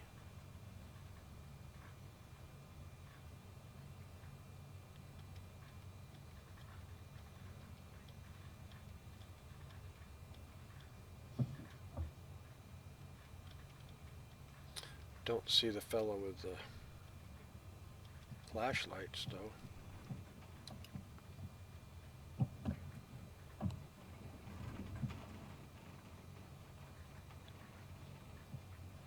There's somebody. Here we go.